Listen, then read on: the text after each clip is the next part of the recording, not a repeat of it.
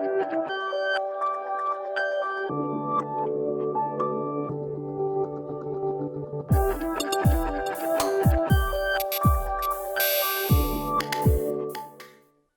à toutes et à tous et bienvenue dans Connect, le live 100% objet connecté. Aujourd'hui, j'ai l'immense plaisir de recevoir Benjamin Carlu. Bonjour. Bonjour Laura. Bienvenue, merci d'être là. Alors, vous êtes le président cofondateur de l'usine IO. Alors, dites-nous, qu'est-ce que c'est l'usine IO? C'est pas vraiment une usine au sens traditionnel, mais qu'est-ce que c'est? Usine IO, c'est une usine à prototype avant tout. Donc, c'est une infrastructure qu'on a installée dans Paris, qui fait 1500 mètres carrés et qui est dédiée en fait à la création de produits, l'accompagnement dans la jeunesse des projets. Dans cet endroit, en fait, on a mis 500 mètres carrés d'espace de conception dans lequel on va pouvoir s'installer pour travailler autour de son produit, avoir des logiciels de CAO sous la main pour concevoir le produit et le dessiner, avoir accès à de la documentation papier, de la documentation numérique aussi, et surtout des experts industriels qui ont de l'expérience en termes de production, prototypage, qui vont accompagner les membres dans leur réalisation. On a aussi 500 mètres carrés d'atelier dans lequel on va pouvoir travailler les matières plastiques, le bois, l'électronique, le métal. Et puis 500 mètres carrés de bureau dans lequel les gens peuvent, s'ils ont besoin de s'installer pendant 3, 6 ou 9 mois pour développer leur prototype, continuer ou arrêter, ils peuvent venir le faire dans les bureaux aussi. 1500 mètres carrés, vous avez mis combien de temps à trouver des locaux de cette taille? Alors c'est très facile dans Paris de trouver des locaux qui font jusqu'à 1000 mètres carrés, mais au-dessus de 1000 mètres carrés, c'est un défi. On ne choisit plus vraiment sa destination, on ne choisit plus le lieu, c'est plutôt l'opportunité qui dirige la chose. Et on a été très heureux de trouver dans le 13e arrondissement. C'est un quartier qui est très dynamique, avec les universités qui bordent... C'est près de MK2 en fait, c'est près de... Exactement, voilà, la bibliothèque la François Mitterrand. Okay.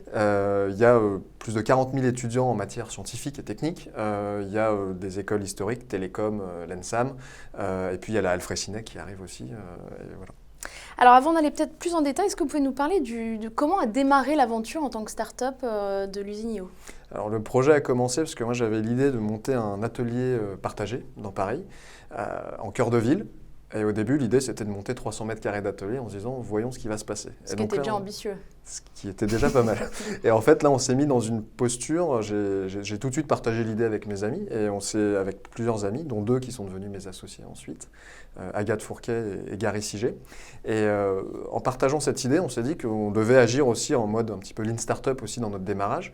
Et on s'est mis pendant 3 mois à interviewer de manière très intensive des potentiels membres et clients, qui allaient être des personnes qui préparaient le concours Lépine, des gens qui créent des objets connectés, des objets robotiques, ou même des grandes entreprises et des directions d'innovation, par exemple.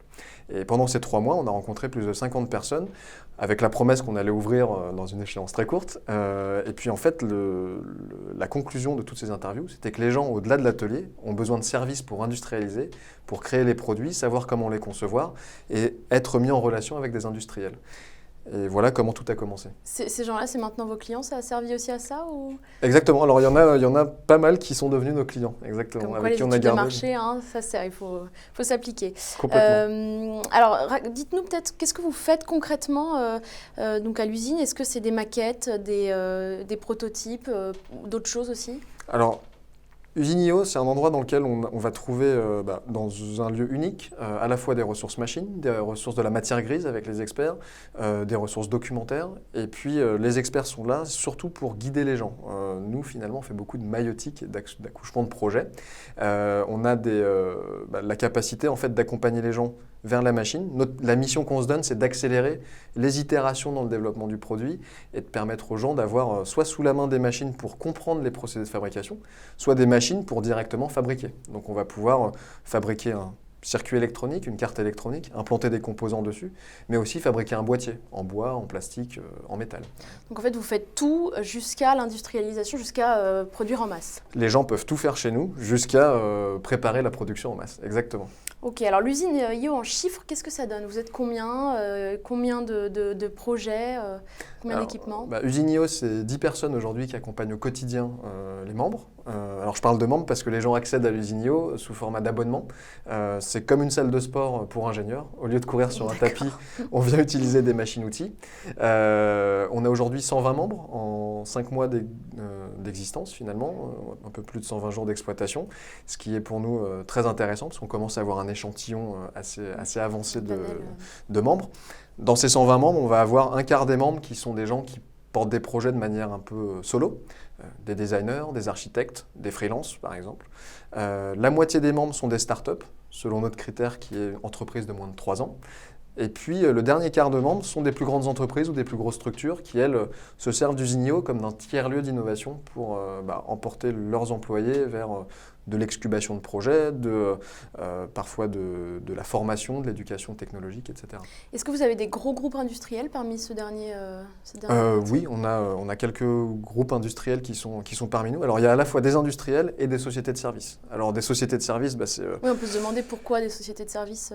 Oui, tout à fait. Et en fait, on est vraiment dans la mouvance objet connecté à ce moment-là. C'est-à-dire que les sociétés de services ont l'habitude de traiter de la donnée et aujourd'hui, elles veulent aller chercher de la donnée dans leur environnement ou dans l'environnement de leurs clients, de leurs utilisateurs. Donc elles veulent créer des instruments qui permettent de récupérer des données. Par exemple, des assureurs cherchent à faire des capteurs environnementaux. Et à contrario, en face de ça, on a des industriels qui, eux, ont l'habitude de produire du tuyau ou du câble au kilomètre, qui veulent rajouter de la valeur à leurs produits et qui se disent on va les instrumenter pour pouvoir vendre du service au-delà de ça. Mais malheureusement, ils n'y connaissent pas grand-chose en objets connectés, si on peut dire, et dans la connectivité, la réception de la donnée, etc., etc. Et on se retrouve à la confluence de ces deux univers où les deux personnes, enfin ces deux types de profils ont besoin de créer des objets connectés, ont des équipes qui sont tout à fait capables, parce que des sociétés de services ont des ingénieurs qui ont des formations techniques ou production qui sont capables de le faire, et naturellement les sociétés industrielles aussi. Alors, à défaut d'être sur place, on va quand même se faire une petite visite guidée de l'usine. On va regarder des photos ensemble. Ouais. Alors, est-ce que vous pouvez nous décrire peut-être les photos qu'on voit? Alors là, on est dans la zone de conception.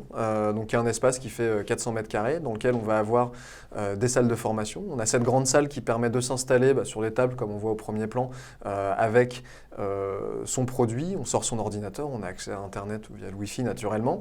On a accès aussi à des postes informatiques qui permettent de faire de la CAO, donc de dessiner des pièces en 3D.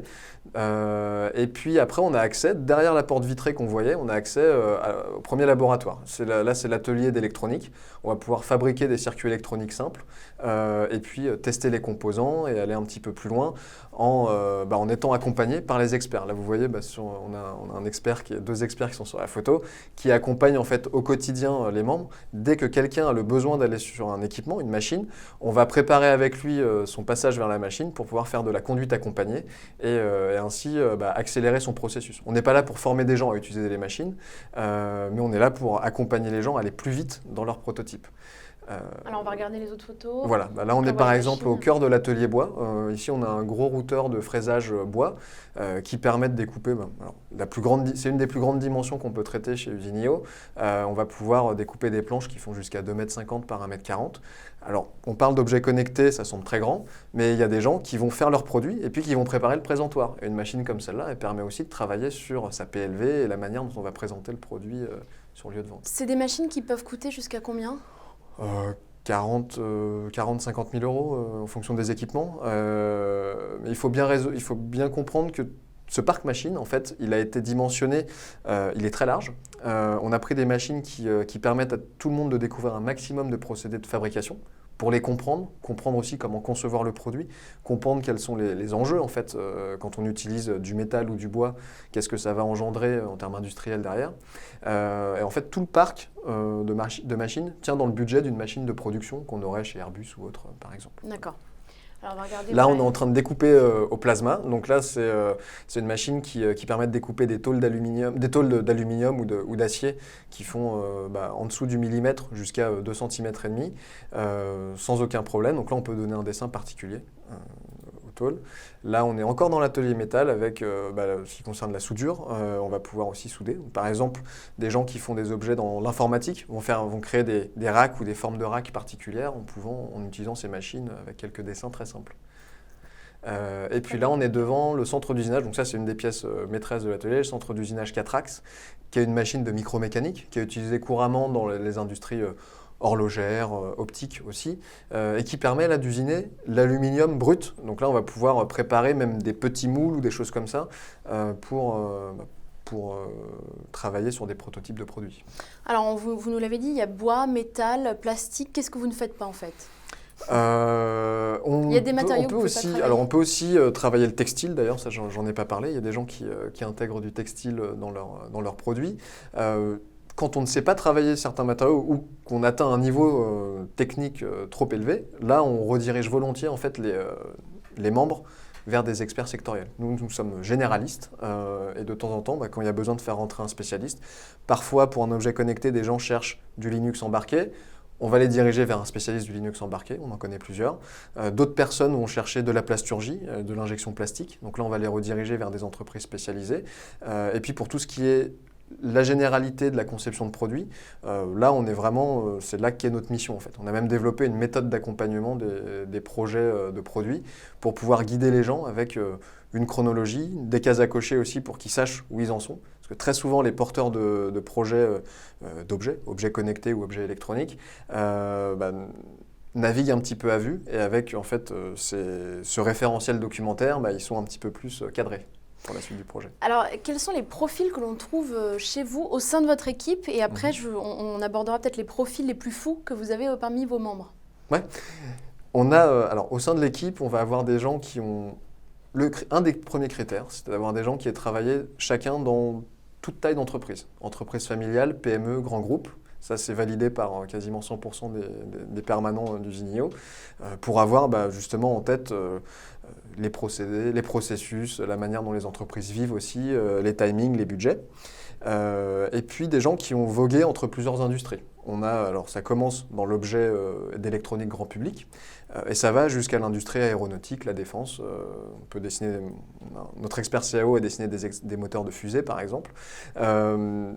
Et ça nous permet en fait d'accueillir de manière je dirais, très large les membres et d'essayer de les orienter vers des solutions techniques que certaines industries différentes n'auraient pas partagées. Et là, on partage toutes ces informations entre nous. Et alors, à l'inverse, quels sont les profils parmi vos membres ou des gens qui ne sont pas forcément membres mais qui vous ont consulté? Est-ce que vous avez trouvé des profils complètement fous que vous ne connaissiez pas forcément?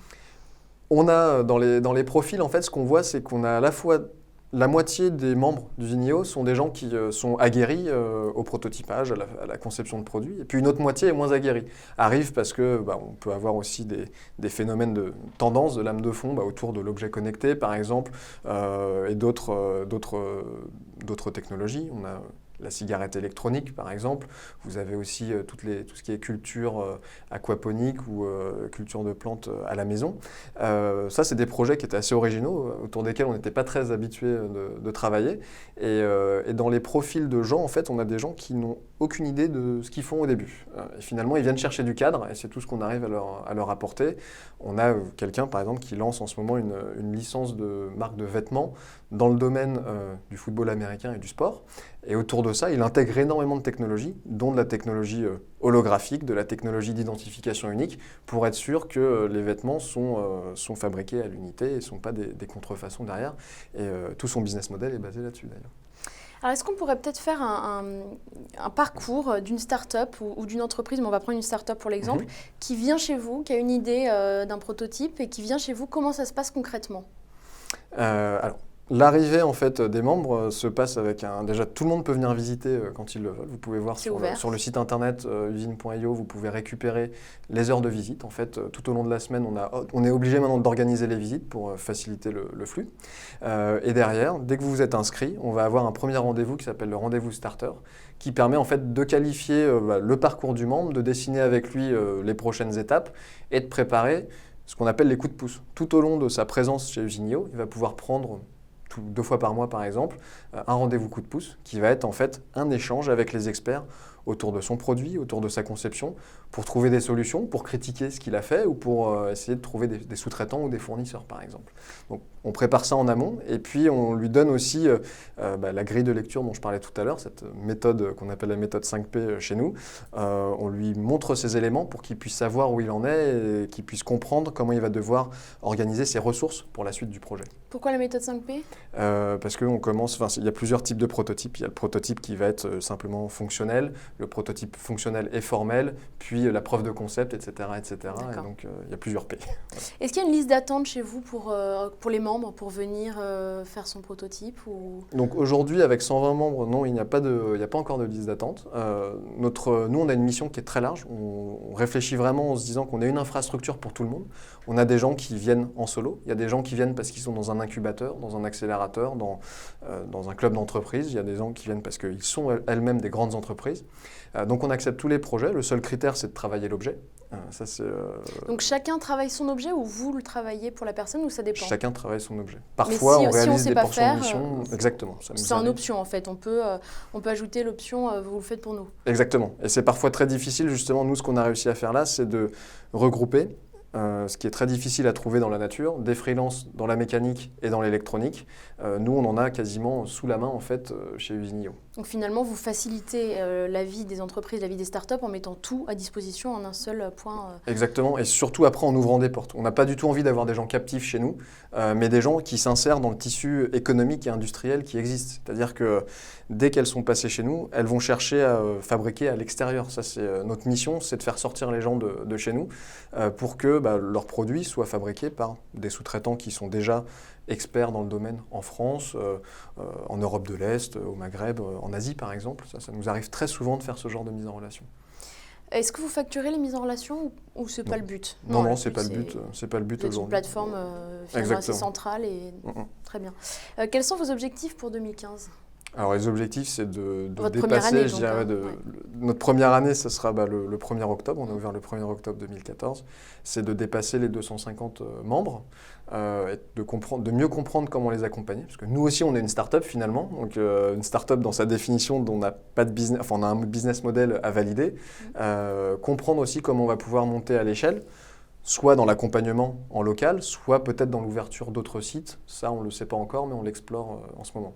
Vous pourriez devenir faire une licence en fait de l'usine? C'est envisageable ça ou c'est un peu compliqué? Peut-être, parce qu'aujourd'hui, on est en train justement de vraiment approfondir le facility management d'un lieu comme celui-là est assez complexe. On s'aperçoit qu'il faut beaucoup de ressources, que l'équipement, les machines, ça nécessite de l'entretien, de la maintenance. Donc là, on atteint un niveau d'expertise qui aujourd'hui nous permet de consulter pour des collectivités locales, des entreprises sur certains sujets particuliers qu'elles souhaitent lancer. Alors, vous disiez tout à l'heure que vous fonctionnez par abonnement. Quel est l'intérêt et quel est le prix? Alors l'intérêt de l'abonnement, si je suis un inventeur particulier ou une start-up qui me lance, je vais me dire, est-ce que je vais acheter une imprimante 3D pour essayer de bricoler quelque chose? Je vais investir 1 500 € dans cette imprimante 3D. Ou est-ce que je vais m'abonner pendant un an à Usinio pour 100 € par mois? Et finalement, sur une année, je vais dépenser aussi à peu près 1 500 €, mais je vais avoir accès à une imprimante 3D, un centre d'usinage, des experts, des ressources, des logiciels qui coûtent aussi des milliers d'euros, qui sont accessibles gratuitement chez Usinio. Donc là, c'est l'économie de fonctionnalité en fait. Finalement, Usinio, c'est vraiment de la fonctionnalité pure. Vous venez pour retrouver tout ce que vous trouvez normalement en système D. On fait sortir les gens qui ont accès parfois à des laboratoires d'université, des ateliers d'école d'ingénieurs, des ateliers d'école de design, de manière un petit peu en resquillant, on leur donne tout ça de manière systématique. C'est-à-dire que là, ils viennent chez nous, ils ont accès à tout. Est-ce qu'on peut faire appel à vous sans abonnement, en one-shot, en projet Pour certaines portions de mission, on essaie de justement... Alors nous, on ne prend pas de grandes missions, on n'est pas un bureau d'études, mais sur des portions de mission pour faire de la validation technique ou d'autres, notre équipe est très compétente pour ça, donc on le fait pour des missions très courtes. Ouais. Alors, sur combien de projets est-ce que vous avez travaillé jusqu'à présent? Donc en 5 mois, comme vous le disiez. Là, en 5 mois, donc, on a vu passer plus de 140 personnes, je pense, 80 projets en tout. Sur ces 80 projets, on en a une grosse moitié qui inclut l'électronique. Et dans cette moitié, les 2 tiers qui sont des objets connectés. Donc une trentaine de projets environ dans les objets connectés. Et puis on s'aperçoit que tout le monde cherche de la connectivité finalement. Donc la définition de l'objet connecté là est très large. Et ça peut être comment je simplifie l'interface de mon objet pour simplement le piloter avec un smartphone, ou comment est-ce que mon objet va simplement être un capteur qui va envoyer de la donnée et puis qui va être traité d'une autre manière. Il y a des objets connectés plus ou moins plus ou moins avancés, plus ou moins complexes. Donc aujourd'hui, on a tout ça, alors dans des univers aussi variés que le capteur d'activité pour la santé, pour le sport, le tracker exactement. Il y a aussi des gens qui travaillent autour de domaines variés, autour des loisirs sportifs par exemple.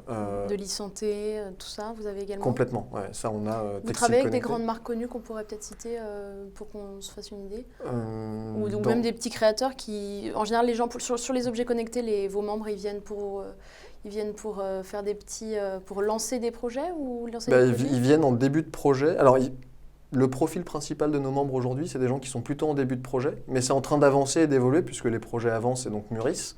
Mais ça nous permet, en fait, alors je ne peux pas parler de marque précise, on est un lieu ouvert d'innovation, mais on n'est pas un lieu d'open innovation. C'est-à-dire qu'on respecte à fond la confidentialité des projets, le secret autour des projets, la sécurité sur les machines, etc. Ça fait partie de nos piliers.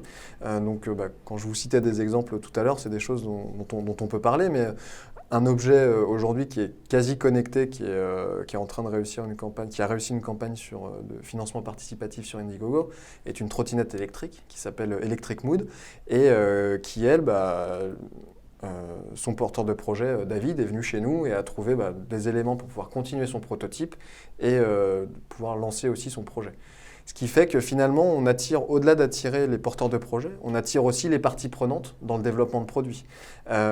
Aujourd'hui, en venant chez Usinio, vous pouvez trouver de l'accompagnement dans l'électronique, parce que les fabricants et distributeurs de composants électroniques viennent très souvent interagir chez nous. Vous pouvez trouver des ingénieurs de chez Texas Instruments, ST Microelectronics et autres, qui on peut très rapidement rediriger les membres pour leur développement électronique. Vous pouvez aussi rencontrer des gens, par exemple, dans la distribution. Très souvent, les enjeux de la distribution sont peu connus par les porteurs de projets, alors que c'est l'enjeu principal de la suite de la vie du projet. Comment est-ce que je vais financer mon premier stock ? Comment est-ce que je vais financer la production et autour de ça, on fait rencontrer, on a des gens qui interviennent de chez Darty, Leek, la Fnac par exemple, donc grande surface spécialisée, des acheteurs qui viennent interagir avec nos membres pour expliquer quelles sont leurs conditions d'achat, la manière dont ils font habituellement et industriellement, afin de faciliter la vie. Expliquer comment séduire en fait les acheteurs, quels sont les... On crée un terrain neutre, voilà. Ils viennent tous échanger et puis un jour ils se reverront commercialement derrière, quoi. Donc vous mettez vraiment en relation les différents acteurs. Comme on le fait avec des industriels, mais parce que ça fait partie, c'est toute la chaîne de valeur finalement. À un moment, on a besoin de sous-traitants pour fabriquer le produit, et puis on a besoin de distributeurs un jour pour le vendre. Donc on essaye de faire des mises en relation utiles pour les membres. Alors qui sont vos concurrents ? On n'a pas parlé de ça. Il y a d'autres Fab Labs en France à l'heure actuelle ? Alors, il y a beaucoup d'autres Fab Labs, très souvent orientés autour de l'associatif ou du milieu universitaire, qui peuvent avoir de très bons outils, qui maîtrisent un petit peu moins le côté industriel et qui sont parfois moins disponibles. Nous, quand on a créé le lieu, l'objectif, c'était haute disponibilité pour des professionnels. Donc, ouvert 5 jours de la semaine, du lundi au vendredi, entre 9h et 20h30. Ce qui permet à des porteurs de projets, dont c'est le projet de vie ou le métier, de pouvoir venir n'importe quand. C'est fermé le week-end ? C'est fermé le week-end. Ça pourrait changer ? Ça pourrait changer. Ça, c'est vraiment simplement une complexité administrative et puis de budget aussi pour accompagner les gens. Ouais. Alors, on va peut-être passer tout de suite à la start-up de la semaine.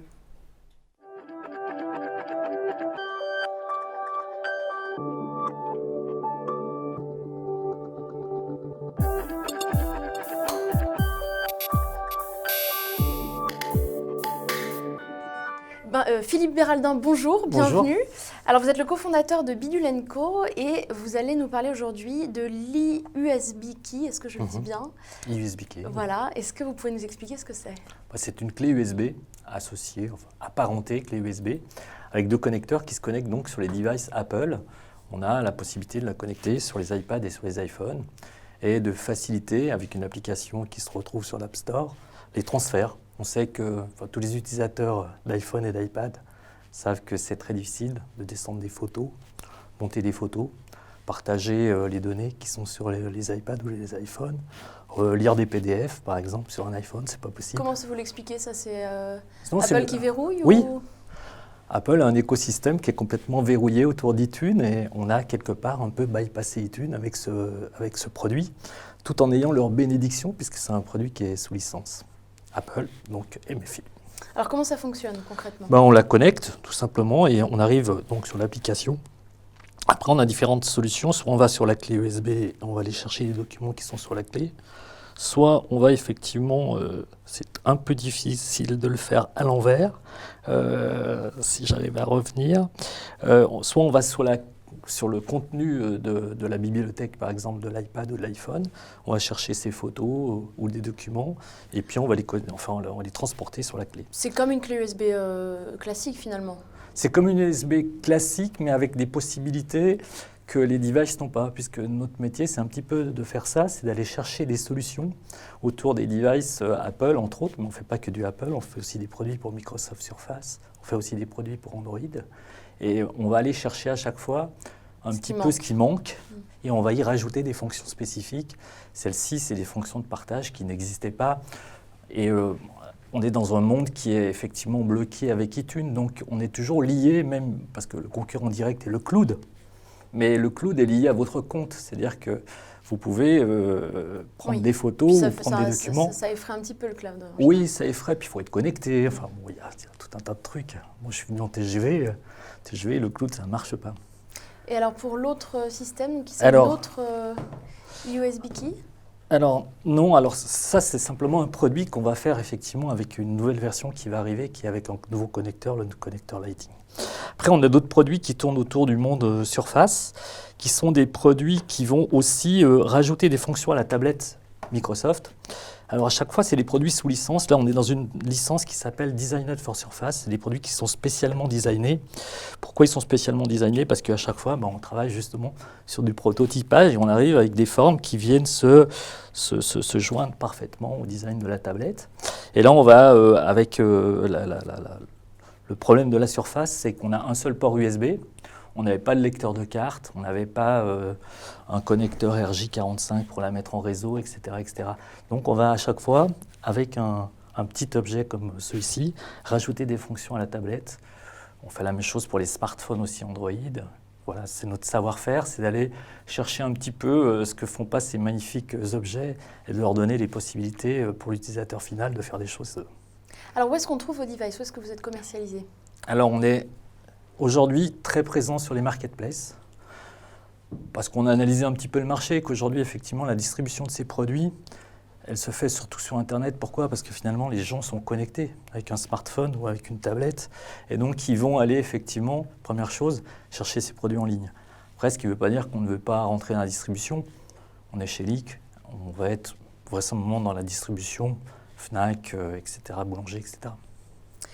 Vous êtes combien à travailler chez Bidule & Co ? On est 3. 3, donc c'est tout. Mais on se retrouve bien dans tout ce qui a été dit jusqu'à maintenant. Alors Benjamin, est-ce que vous seriez capable de faire ces objets-là, par exemple ?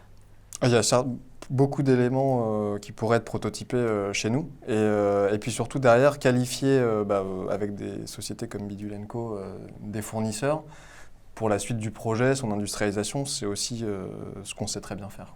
Très bien. Merci infiniment à tous les deux d'avoir participé. On se retrouve la semaine prochaine, même jour, même heure.